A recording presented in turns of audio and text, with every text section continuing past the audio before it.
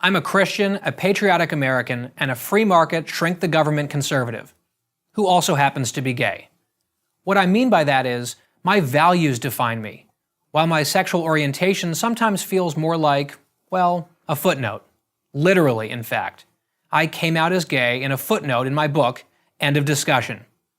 When it comes to my political beliefs, my orientation is only one part of the story. It's not the totality of who I am.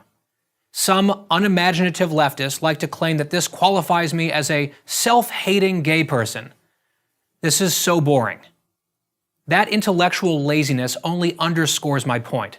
Far too often, people are sorted by their gender, or their skin color, or their sexual orientation, or any other immutable characteristic that has nothing to do with ideas or values. To be candid, in my day-to-day life and work, I spend a lot more time thinking and writing about the failures of Obamacare, for example, than I do about LGBT issues, whatever that term might mean on any given day. Just like any conservative, I want taxes low, the military strong, and don't even get me started on single-payer healthcare or late-term abortion. I'm a conservative because when I think about these issues critically, I usually end up on the right end of the spectrum. It's that simple. Here's the thing. I fully recognize how fortunate I am to live in a time and a country where I can be openly gay and live a normal life. And that's in large part thanks to the hard work of gay rights activists who've paved the way for people like me, people who had it much harder than I do, and people who likely wouldn't share my politics. I am genuinely grateful to them. But it's a new era now.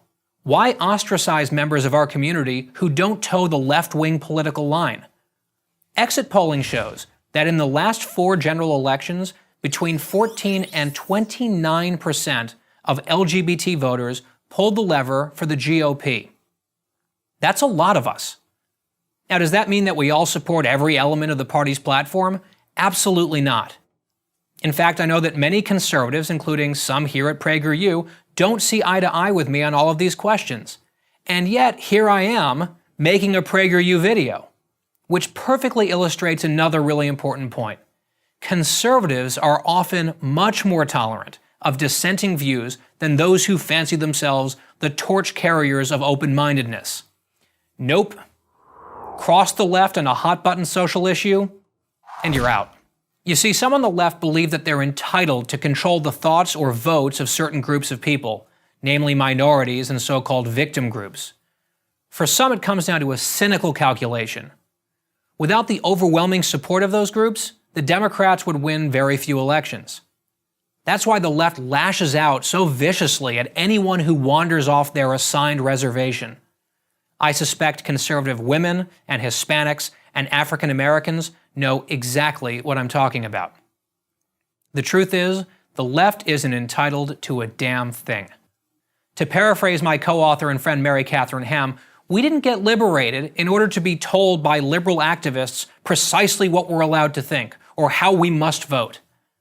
A free-thinking, free citizen of a free country is not obliged to believe anything because someone else believes he or she ought to think, or ought to vote, or ought to rank his or her priorities a certain way.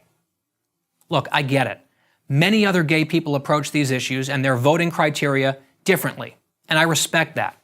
That's their call, even if it's not how I choose to operate. What's the phrase again? Live and let live? Why has that been turned on its head into agree or else? Let's debate issues and stop trying to punish wrong thinking. Like I said, I'm a Christian, a patriotic American, and a free market, shrink the government conservative who happens to be gay. That's how I choose to rank my priorities. You know what that's called? It's called progress. I'm Guy Benson for Prager University.